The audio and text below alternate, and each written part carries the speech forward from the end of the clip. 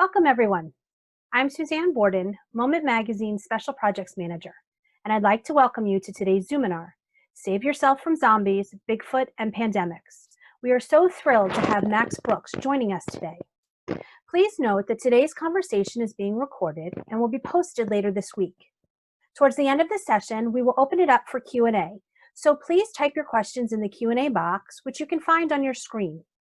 Also, note that all of Max's books can be purchased through Amazon.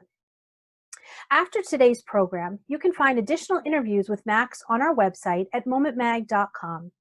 While you're on our website, we ask you to consider making a donation to help support our ongoing effort to bring you new and engaging opportunities like today's conversation.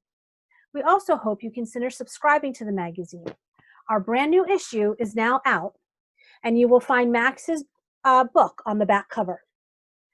Please join us again this Thursday, July 2nd at 4:30 p.m. Eastern Time when we welcome Alicia Wiesel on the anniversary of his father's death for Lessons from My Father, the teachings of Elie Wiesel remembered.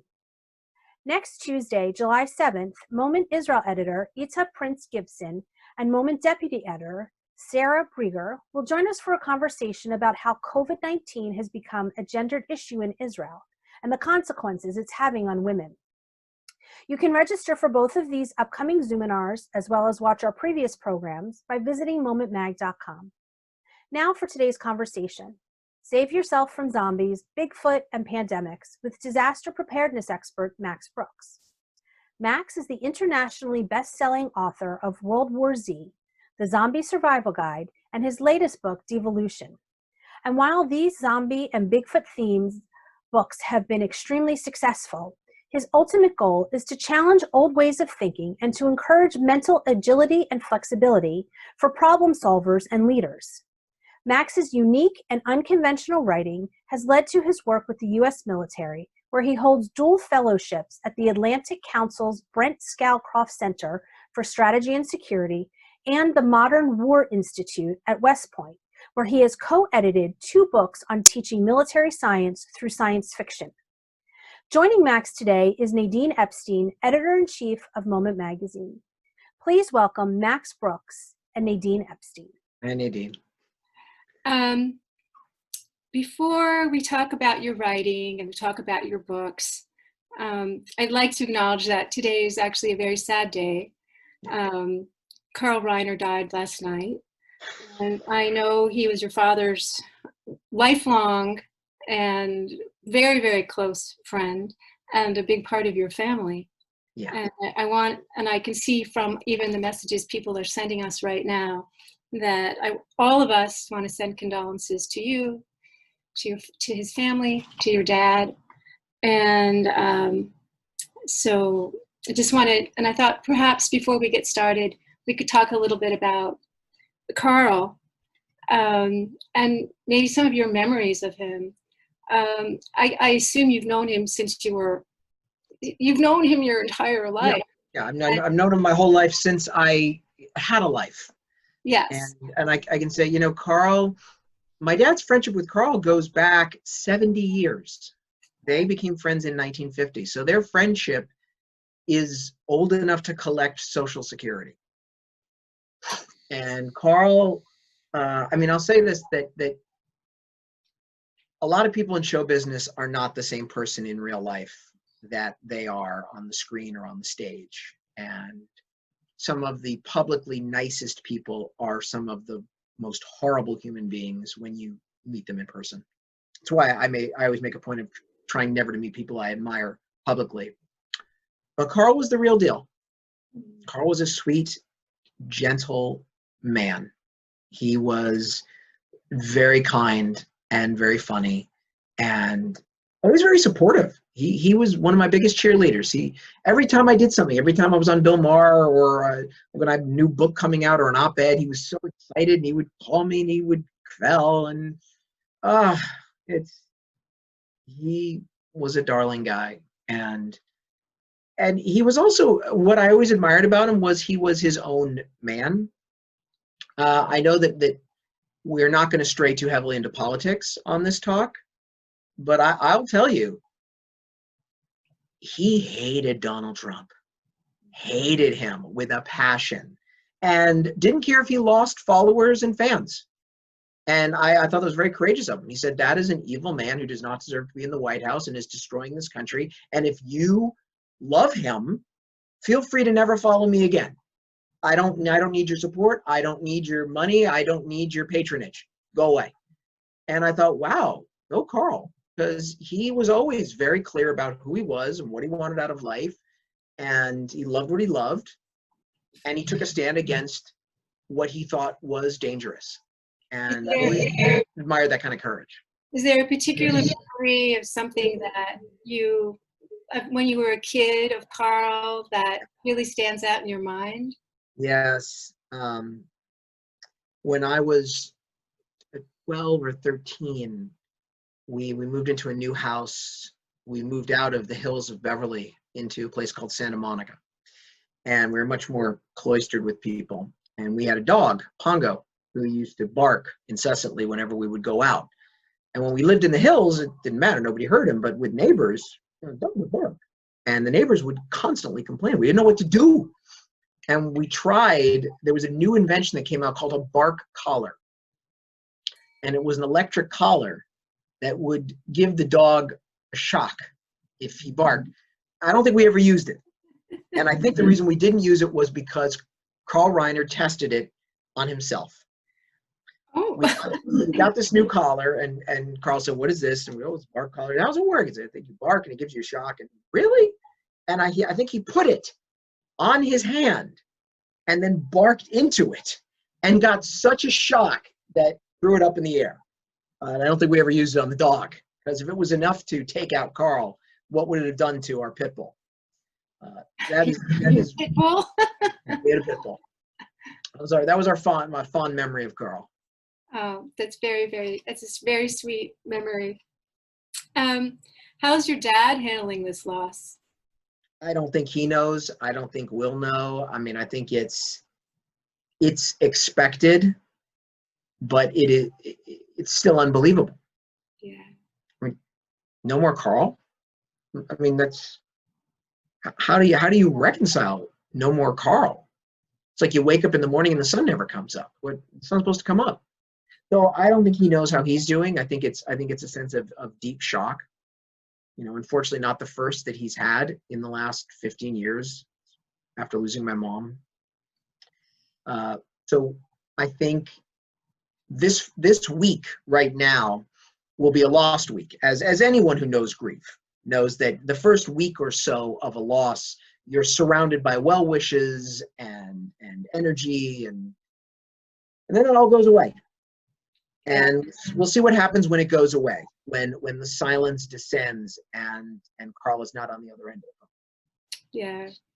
I guess during COVID, they weren't able to spend as much time together. No, they were, because they quarantined together? They had a safety pod. You know, they had a certain amount of people who were all sort of in their bubble that they could trust.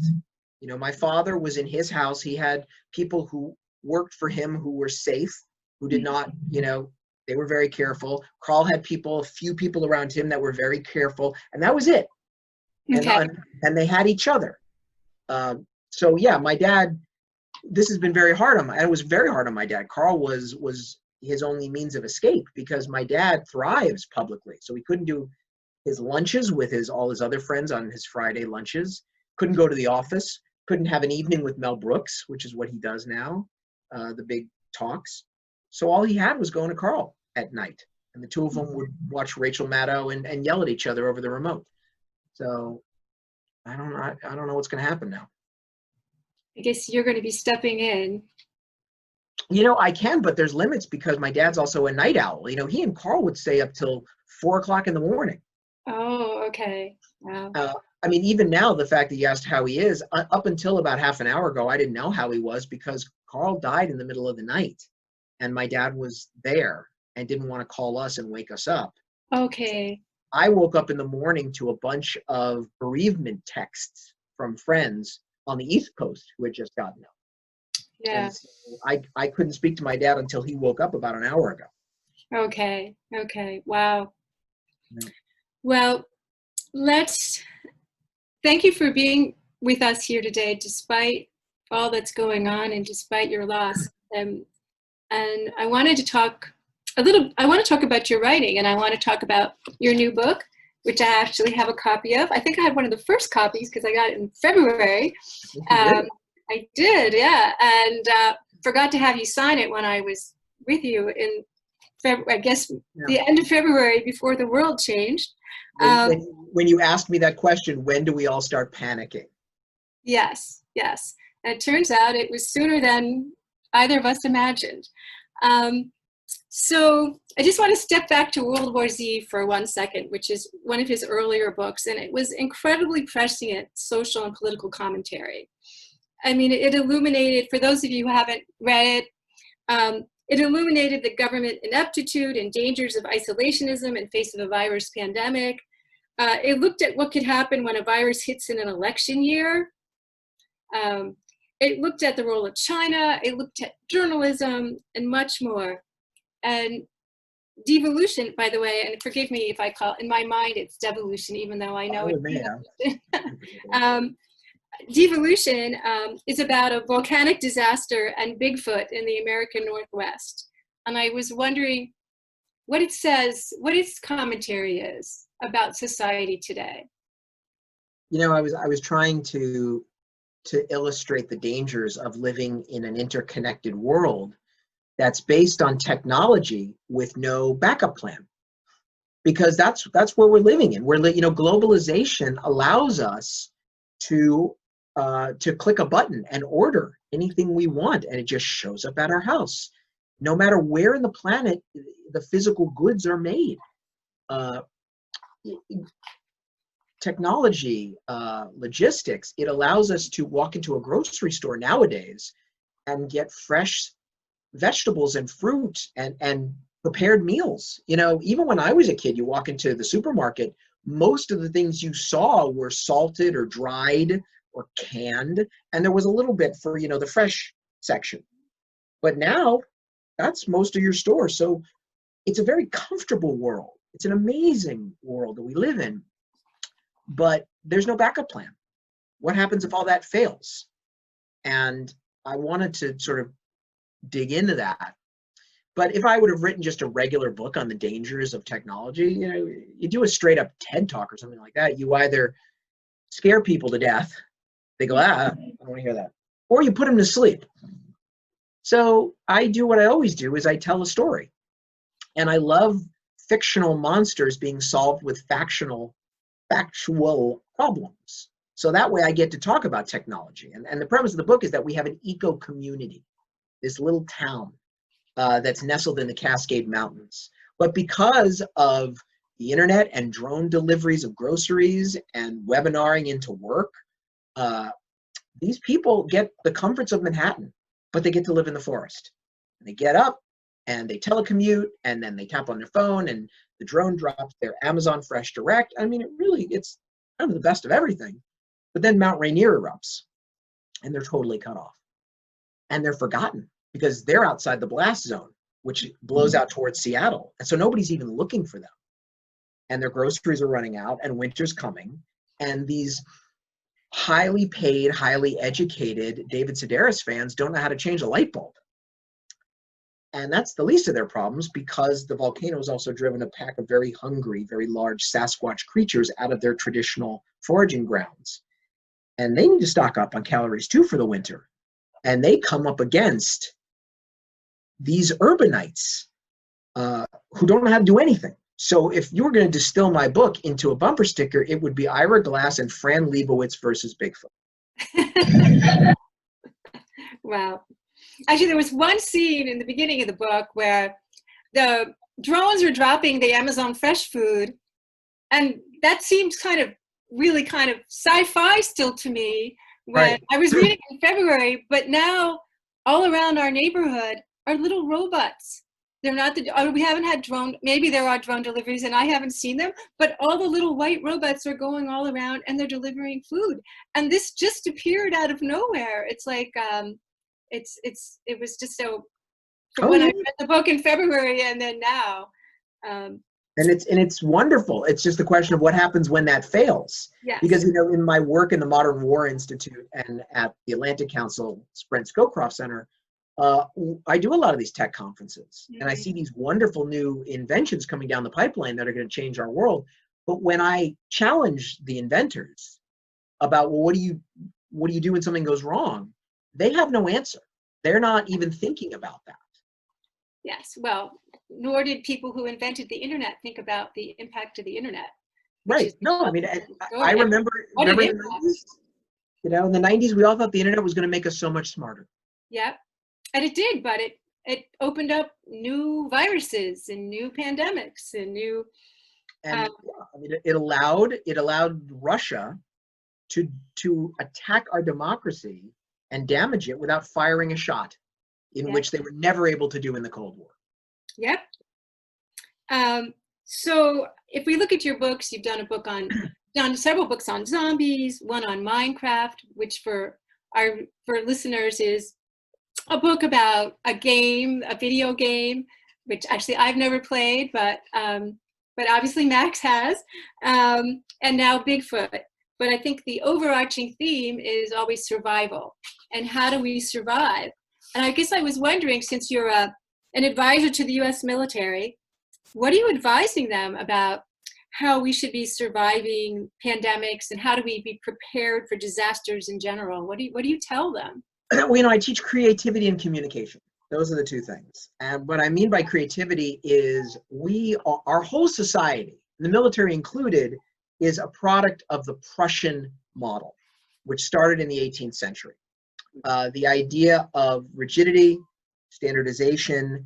When it came to education, it was about memorization and then regurgitation under a clock.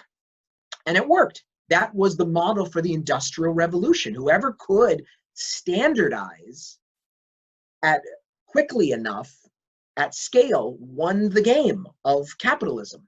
And in war, whoever could organize the most disciplined, regimented, paint-by-numbers army wins the war. We got so good at the Prussian model, we out-Prussianed the Prussians in World War II.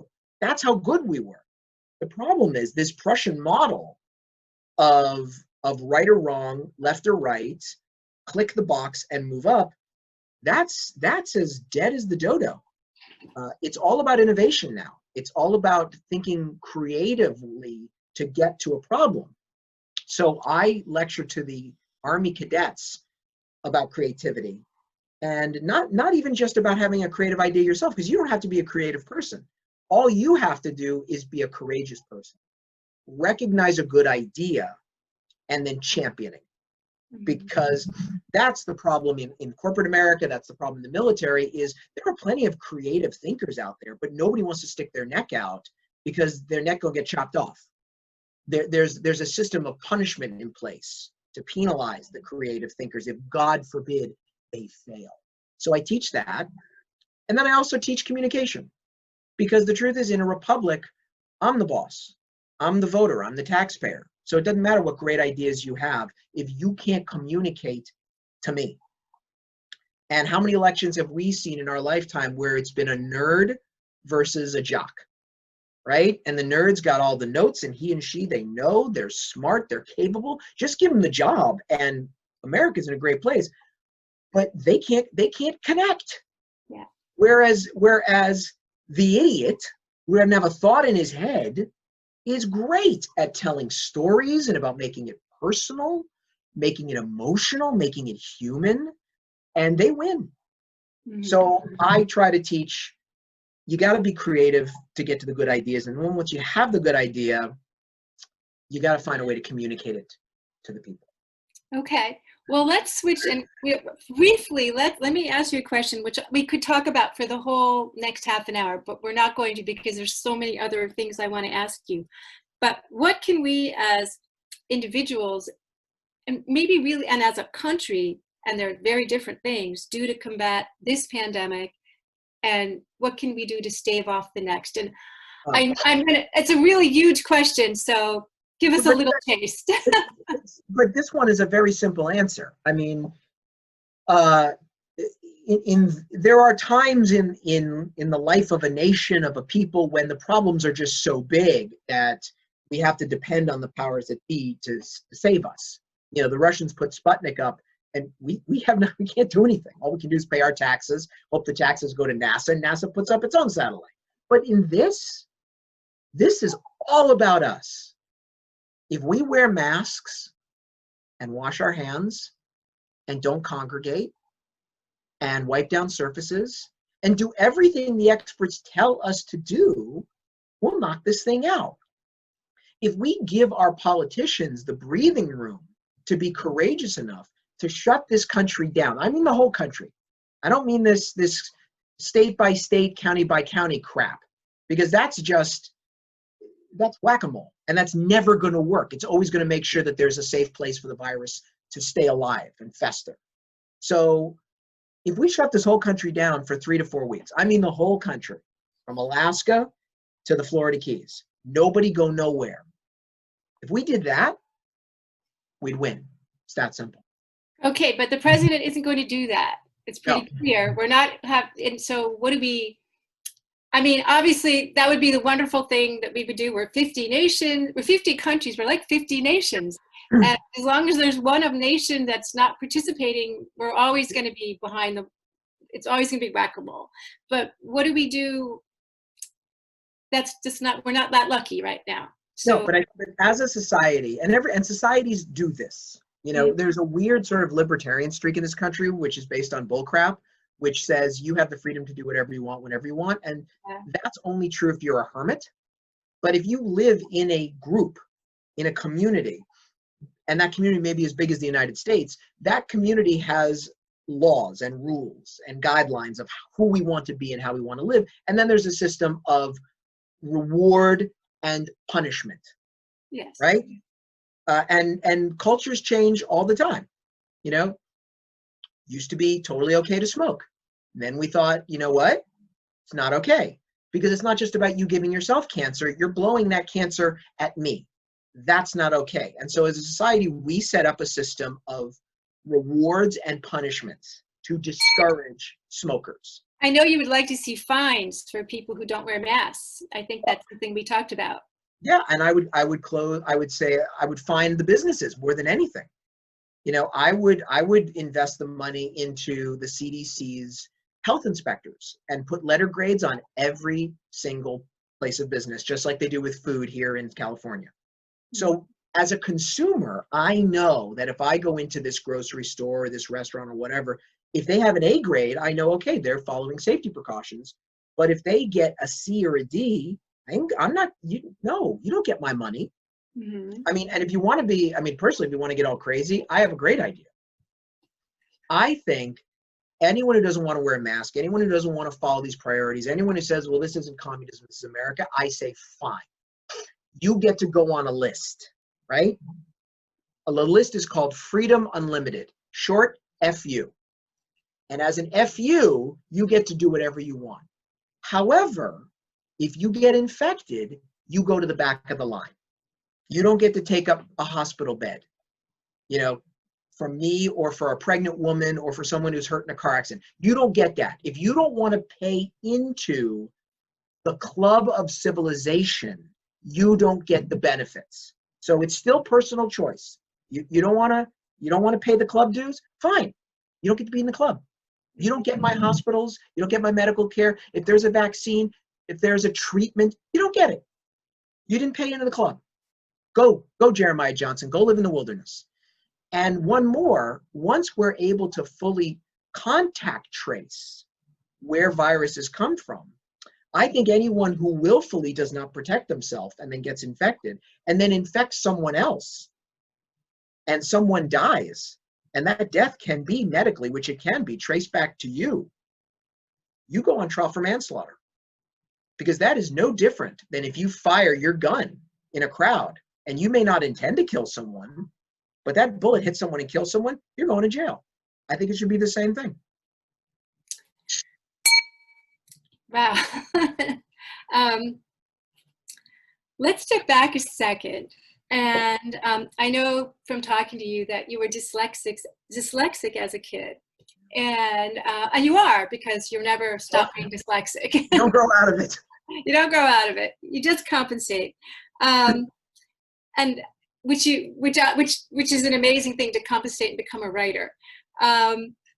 But basically, how did that set you on this path, or how is that connected to the path you're on today of being kind of prepared for things and adapting to change? You know, I think it made me a problem solver, because I had to be, and it made me I think always aware that there would be challenges. I never took anything for granted, because you know, all the other kids, whether they studied or not, would sit down and take their tests, and they did fine. I didn't. I couldn't read. I couldn't take time tests. What was simple and easy for everyone around me was a real challenge. So I had to learn coping mechanisms, and therefore the idea of coping mechanisms and of working around a problem, that's just how I live. Yeah. So when I hear about a crisis coming, I think, well, we've got to adapt, we've got to change. I'm like, yeah, well, welcome to me in the second grade. So this leads me to your mom. You were really close to your mom, and I guess I was wondering how she influenced you, how she helped you through this, because I know from talking to you that she did help you through this. Yeah. And how did she influence you to become a writer? How did that all come about? No, she didn't influence me to become a writer, but she understood that if I wanted to be a writer, then I was going to have to learn coping mechanisms. Mm-hmm. So number one, a writer reads. I couldn't read. So she made sure I was tutored, and she also made sure to take all my school books to the Braille Institute and get them read onto audio cassettes. Because when I was tested, she took me to be tested at the Marion Frostic Center. And the test results were that I learned by listening as opposed by looking. So she said, all right, audiobooks. So I learned by audiobooks.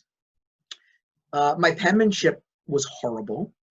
And I don't know how my mother knew this, but she knew penmanship was obsolete. When all my teachers were saying, well, you know, Max is not his penmanship. My mother would say, yeah, so what? So what? Was he going to live in the 19th century? My mother understood, God knows how she did in 1980, that computers were the wave of the future. And she said, if you're going to be a writer, you're probably going to use a computer, and you're going to have to learn how to type. So she made me take a typing class. And I hated every minute of it. But now I can type. Now I've got, even now when I do research, I can listen to the audiobook, and I can flourish because of the coping mechanisms my mother gave me. Tell me the story so another way your mom was an inspiration for your work, from our previous conversations, was she had an earthquake kit. And just tell us a little bit about the earthquake kit. Oh my God, my mother always knew what could go wrong. My mother was a survivalist. But, you know, nowadays we call it prepping. But you got to remember, my mom is from the greatest generation. My mom grew up in World War II and the Depression. So what we in our pampered, soft, spoiled, entitled society called prepping, yeah, it's just called poverty. They just knew. They knew that there would be good times and there would be hard times, and you had to put a little bit away during the good times because the hard times would come. And when my mother moved to California from New York, she heard about earthquakes. Well, what does that mean? Oh, the ground's going to shake and knock your house down. Well, how are we going to survive that? So we had an earthquake kit. And my mother went through it with me. Here's what we do. And then she had an earthquake plan. Well, if you're at school and I'm here, here's where we go. Here's where we meet. Here's what we do. And, you know, sometimes she would, you know, when I brought my girlfriend home, who's now my wife, she joked about eating the dog. I think she was joking. I don't know. But my mom was always prepared for what could go wrong. So your mom wasn't Jewish. She was Catholic, and your dad is Jewish, and your wife is Jewish. Were you brought up Jewish, and in what way? I kind of wasn't brought up either or. Mm-hmm. I was technically baptized, but I wasn't confirmed, so I'm not a Catholic. And I was never bar mitzvahed, so I'm not Jewish enough. I always like to say that I'm not Jewish enough for Israel, but I'm Jewish enough for Auschwitz. But my Jewish education came from two angles, because my father was just Jewish, obviously, as we all know. And to him, the religious part, the history, all that stuff was an impediment. To him, a first-generation American, he wanted to be assimilated. So to him, when you talk about the Torah and the Talmud and all that, all he thought of was horrible, crooked, bearded rabbis with sick, gross onion breath breathing on him and smacking him in the back of the head going, "Nechei, nechei." That to him was Jewish history. Weird foreigners. My mother loved all that. My mother was a Jewish scholar, and she loved learning about the history of the Hebrews. My mother wrote a movie that never went anywhere called Loving Kindness, based on the Anne Royfi book, about the girl who joins the Hasidim and the mother trying to reconcile this. My mother became this Talmudic scholar. To her, it was exciting and fascinating and interesting, coming from a Catholic world where it was all about obey, and marrying into a culture that valued thinking and exploring. So she loved it. My dad was annoyed by it. But between the two of them, I thought I got a very sort of well-rounded cultural and intellectual Jewish education. Mm-hmm. And also your mom played Golda. My mom was friends with Golda. I mean, my mother was friends with Golda Meir. She went to Israel, and not the Israel of today, not startup.com kicking the crap out of a few blocks of the West Bank. This was scrappy 1970s underdog Israel, which had just fended off oceans of tanks trying to run them over and drive them into the sea. My mom, she met Abba Eban and Moshe Dayan and went to Masada, Yad Vashem. My mom was steeped in Israeli history. I have a stamp book when I was born that was given to me from Golda. So my mother taught me everything about Israel. My father's attitude is, I don't want to go there. I'll go when it calms down. Yeah. He said, I live in a desert with Jews and Arabs. It's called Beverly Hills. So how are World War Z and Devolution, how are these Jewish books? Because they just strike me as Jewish books on some level. Oh, these are books about adapting to threats, which is the Jewish experience, which is we have a trial, we adapt, we look around, we build, we learn, we change, and then things calm down for a little while. And then another test comes. And then some of our people hear the warning bells and say, well, wait a minute, it's time to change again. It's time to reinvent a good part of ourselves. And then some of us say, oh, it's fine, we'll be fine. And you see what happens. So that is the Jewish experience, is never being able to truly relax, and also strength through adaptation. I learned about money lending. I mean, once again, Jewish education. My mother taught me the history of Jewish money lending, about how Jews were invited into medieval cities by the Catholic Church who needed somebody to run the banks and kept them in the ghettos.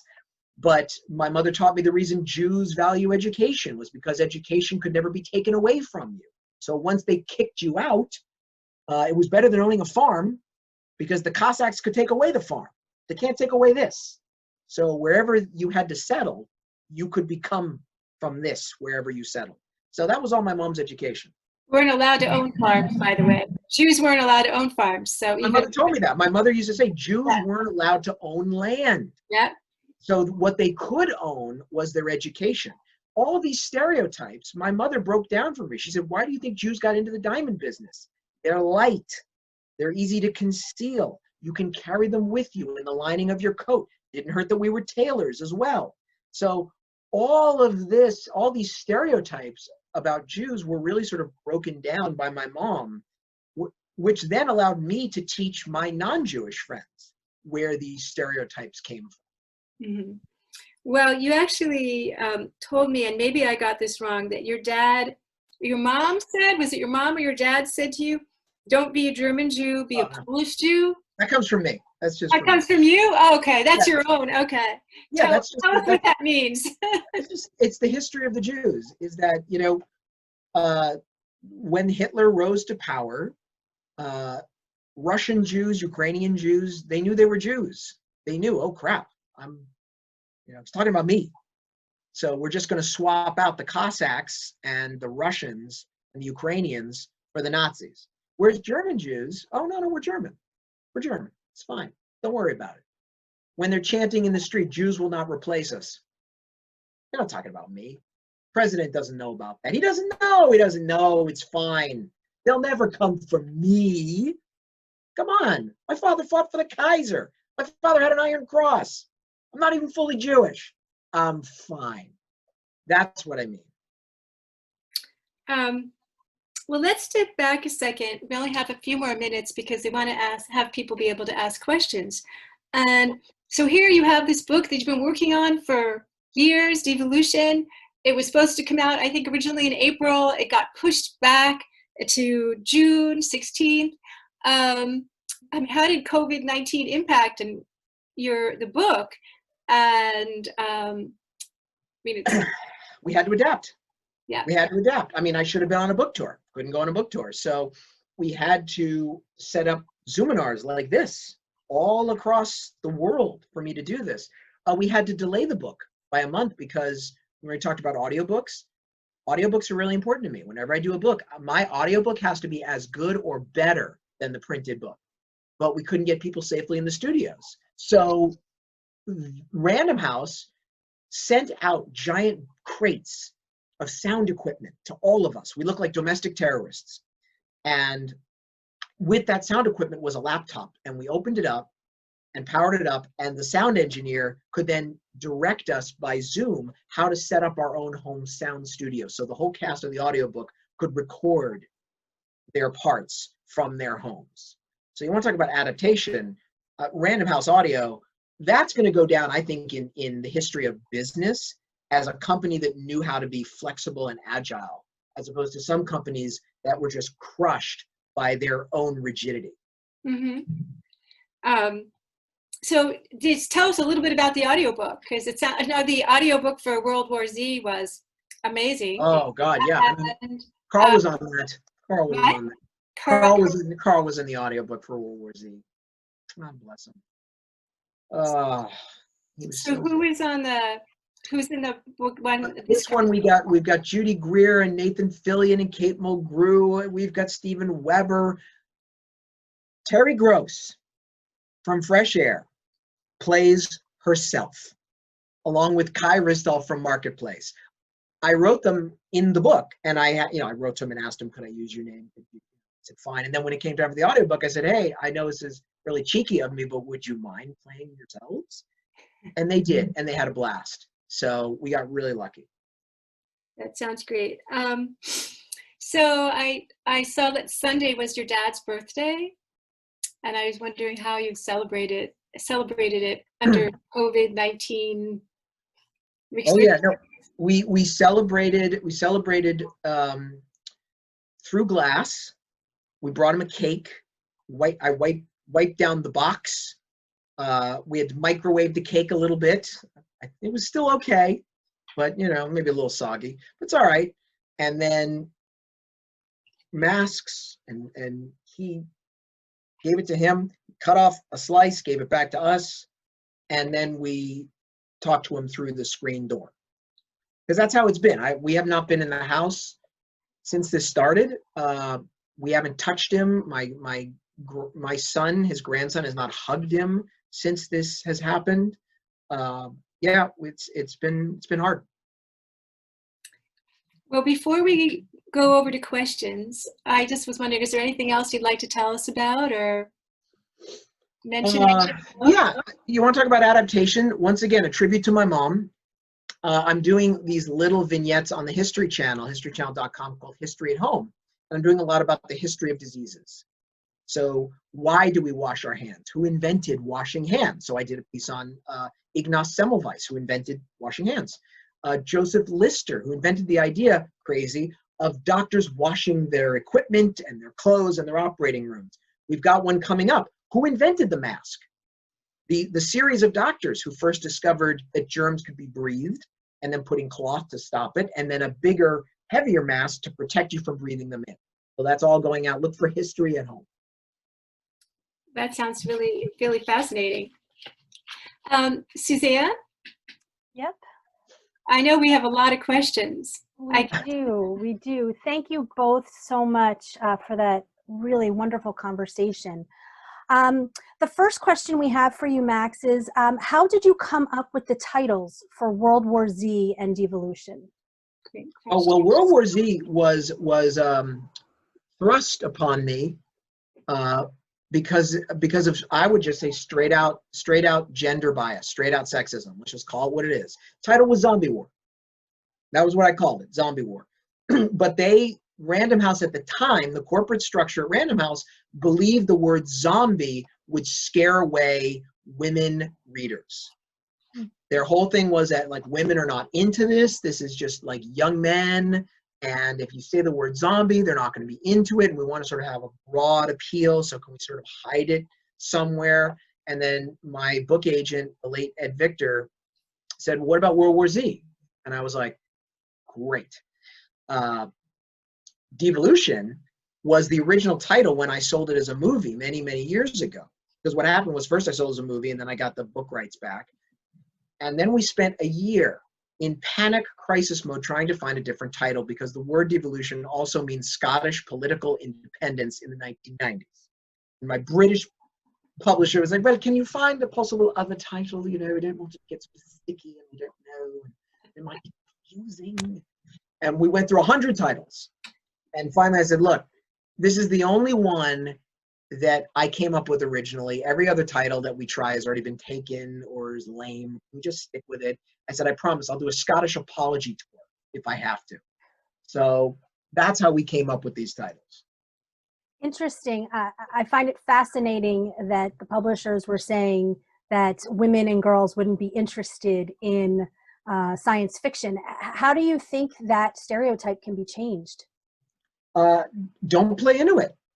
Just that simple. Don't be a coward. Just say what it is. I mean, the cowardice. It was the same thing. It's the reason that, I don't know if it's this way anymore. I think it's changed. I hope it's changed. They used to call science fiction speculative fiction because they thought the term science fiction was very male dominated, and they thought that would. Now, I've been to 1 million Comic-Cons, and there's as many girls there as boys. My editor now that I have worked with on Minecraft and Devolution, she is a young lady. Her name is Sarah Peed. The reason I love working with her is because she is a scholar of science fiction and horror. Halfway through the last book, she was telling me that one of her favorite movies of all time was John Carpenter's The Thing. And I was so excited. I got her the novelization of it, which she read, and we talked about it. So, okay, yeah. So these weird gender stereotypes. Yeah, the only way to get rid of them is just get rid of them. Mm-hmm. Thank you. And I want to remind people, if you have some questions, please post them in the Q&A. You mentioned the Minecraft book. What made you decide to write a book about Minecraft? Okay, everything we talked about just now, about the Prussian model of education, applies to video games as well, right? Most video games, which all young people play, which is the main tool of the young mind, the video game, is based on the Prussian model, right? There's a right way and a wrong way to solve the problem. Once you solve it that one right way, you bump up to the next level. Well, same way in the business world, education, military, all that. Minecraft is the only video game that I know of that gives you a problem that you can solve 1 million different ways. And it gives you 1 million different ways to do those 1 million different ways. Like a simple problem, don't starve. You spawn on an island. Okay, you don't starve. You can farm, you can fish, you can forage. There's so many ways. You could eat zombie flesh and then wash it down with milk to get rid of the zombie poison. There's so many ways to survive. That's brain training for little kids. As they're Their neural pathways are forming. What's baked into it is the notion that there's more than one way to solve a problem. Minecraft can do that. So I wanted to address that in a novel where I call it out specifically, the life lessons that this game teaches. That's why I wanted to write the Minecraft. Did your son think you were, amazing for writing a Minecraft book? I think you'd have to ask him. He's 15, so I don't know if anything I do is amazing at this point. But I'm very lucky that I have a really good-natured kid. So we'll see. Maybe later on I'll be like, oh, good job, Dad. I think he's more excited that we're at a point now in our relationship where I let him watch South Park. I think that's where the dad point comes in. Of course. Someone would like to know, do you have some favorite books that have taught you about taking initiative and being creative? Oh my God, are you kidding? It's right here. It's my mother's favorite book, The Microbe Hunters. The Microbe Hunters by Paul de Kriege. And it is the true story of the humans who first discovered the microscopic world and how those discoveries allowed further generations to finally combat disease.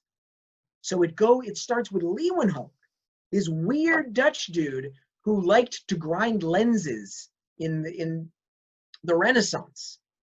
And he could see a whole other world.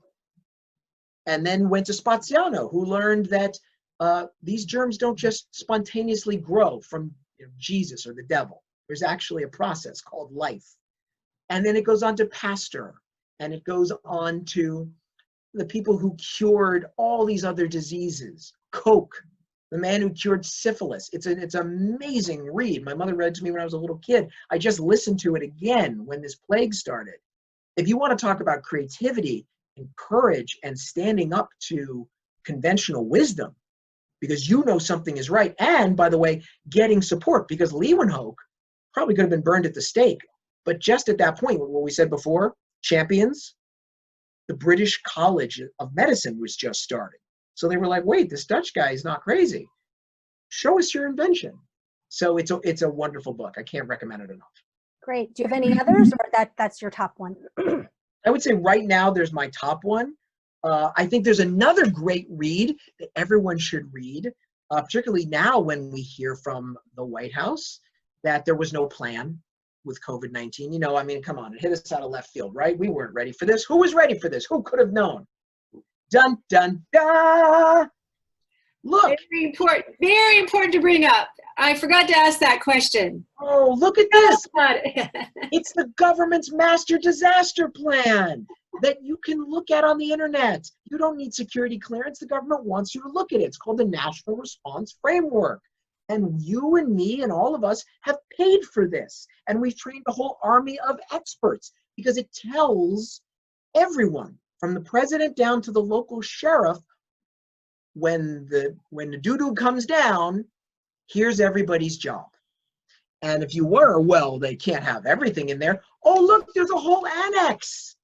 Oh my goodness, the biological incident annex, specifically for germs. Oh, wow. But it was a while ago, right? Oh no, January 2017. So you can all read that.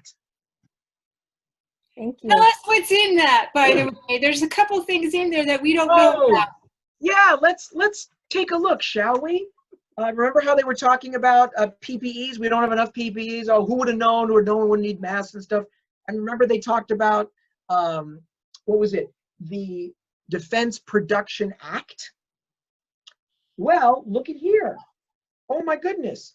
Page 31, line 15, support PPE needs, which can involve utilization of the Defense Production Act.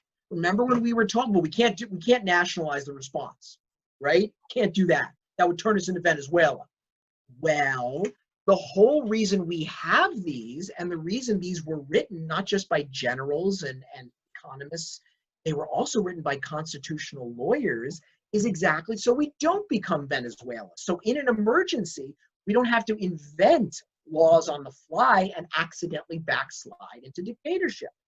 The National Response Framework was specifically written not just to protect our lives and our livelihoods, but also our rights. Thank you. So we're going to take a little bit of a turn with this question. Does the world, excuse me, does the world we live in now with the dominance of social media, excuse me, lend itself to people still having relationships like the one that your dad and Carl Reiner had? I think that they do, but I do think you have to work for it. You know, I think that, but I think you always had to. You know, I think the notion of what is friendship, I think that changes over time. You know, 100 years ago, friendship was somebody you worked with, so you could struggle together. You know, you were all together in the coal mines. Marriage, the notion of marriage has changed dramatically. What my grandmother, I don't know if my grandparents ever loved each other, but they thought, oh wow, she cooks, she cleans, she's probably fertile. And she looked at him and said, he has a job and he doesn't smack me around. Wow. That to them was romance in 1905.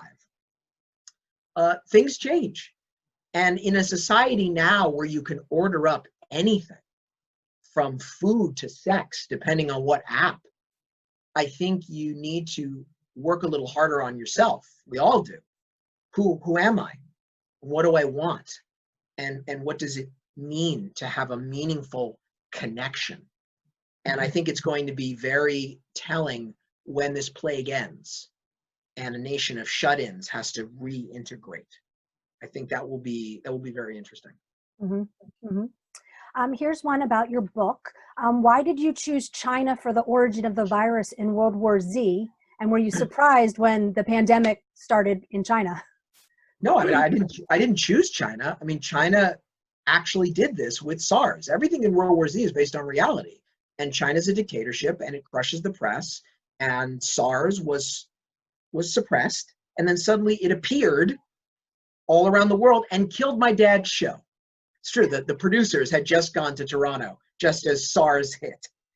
Because the Chinese said, no, there's no SARS, nothing to see here. So, but that's their government. That's how they do things. So it wasn't a shock to me that they sat on this one as well. That's what they do. They are a dictatorship. Mm-hmm. With the threat of rising COVID cases in the US, how do Canadians protect themselves from America? Do we keep our borders closed forever? No, you just keep it closed until the threat goes away. Until the numbers go down, really down, until there are, and you can then have effective testing and tracing. So you can track everyone, because taking your temperature in an airport doesn't mean anything. It's asymptomatic in the beginning. Once there's a vaccine, and then Canadians can vaccinate themselves, because I guarantee you a good portion of Americans are not going to do it. I'm deeply patriotic. I love this country. I wouldn't want to live anywhere else. I'm not one of those idiots who's like, well, I'm leaving. Oh, this is my country. I'm an American. However, if we continue to infect ourselves, I see no other choice for other countries to protect themselves by avoiding us like the plague. Mm-hmm. Thank you. How did you come to teach at Westpoint? World War Z was initially chosen for the Naval War College's presidential reading list. So they asked me to come speak. I must have said something right. I was asked back again, and from that I was invited to speak at military SSGs, Strategic Studies Groups. And in one of those SSGs, a young Army captain named John Spencer of 2 tours in Iraq heard me speak and said, listen, we're starting up this scrappy new military think tank called the Modern War Institute, and we study conflict. And we'd love for you to come on board and lend your voice and your thought power. And I said, yeah, cool. Sure, if you think there's a place for me. So been there for 4 years. Wow, very nice. And how did you become such a great public speaker? Dyslexia. I can't read from a prepared speech. So I had to learn at a very early age, if I was going to get up and address people, no cue cards, can't do it. No teleprompter, can't do it. No piece of paper, can't do it. What I can do is either memorize the speech completely if I have enough lead time, or just know the topic, know it well. And maybe I won't hit every little word perfectly. I would probably drive speech writers crazy, But if I know what I'm talking about, I can get up in front of any crowd anywhere, which is why I don't get stage fright, and talk to them because I know what I'm talking about. Mhm. And I come off as sincere and honest because I am. So that's a positive byproduct of dyslexia. Mhm. Before we wrap this up, because our time is coming to a close, Nadine, do you have any more questions that you wanted to ask? Well, I guess we were talking about something yesterday, which I thought was really interesting. What kind of advice do you have for a dyslexic child today? Oh, okay. Yeah. I mean, there's nuts and bolts. So first of all, you got to get thoroughly tested, and know exactly what your level of dyslexia is. And then you've got to work with those testing experts to figure out a plan of your coping mechanisms. Do you need untimed tests? Do you need audiobooks? Is there something else like dysgraphia? Is there ADHD, which can be corrected with medication? You got to really figure yourself out. And then once you've done that, then you have to advocate for yourself. Because I think this is the problem with a lot of the generation coming up behind me, is they somehow just expect the world to conform to them. And that's not going to happen. And it's never going to happen. And it never will. You have to go out and fight for that. So when you're in school, you have to tell your teachers, I'm dyslexic. Here's what I need exactly. Don't let them figure it out on their own. Do the work for them and tell them what are your needs, your coping mechanisms, and your challenges, and make sure that they see that you are working just as hard as all the other kids, if not more, but you're working differently. And if you can do that, if you can have your plan and be your own advocate, then you won't be at the mercy of people who don't understand you. Okay. And what should we be doing to prepare for the next pandemic? Because this is certainly not the last one. Oh, I mean, I think it's, if we don't get a handle on this, and the numbers keep going at the same time that we hit cold and flu season, it is going to be a very dark winter. And so I think we need to start making long-term plans about what we need to have in our home. And if there's any windows for you to get certain things done, do them now, or not now, or at least do them when the numbers dip. But I think that we need to psychologically assume that this is here for a while. If a vaccine is going to come out, it's going to have to be tested safely. That's why vaccines are safe. That's why they take a while. So plan for the long term. Because if you fail to do that, you are going to be caught out like the grasshopper with the ants. So what should we be thinking about? What are some of those things we should be thinking about? Well, I mean, what do you need in your house that's a consumable? What can be fixed in your house that you can do? Like with me, I put air in my own tires instead of, taking it in, and just basic maintenance. I think if you're a high school senior right now, I would do a gap year, because what would be the point of starting a new college and then suddenly you just got to go home? Because I know a lot of colleges are trying to work this out, but like, if you can take a gap year, do it now. Now would be the time. Oh, okay. All right. Well, thank you both very much. It was so informative. Appreciate all of the stories. Again, our condolences to you and your family on the passing of Carl. And just want to remind everybody to go to Amazon, and you can buy all of Max's books. Please come to Moment's website. You can find out more information about our upcoming Zoominars. You can read more interviews that Nadine has had with Max. And on that, thank you all for coming, and we will see you next time. Thank you, everybody. Thank you, Max. Thanks, everybody. Thanks for your time.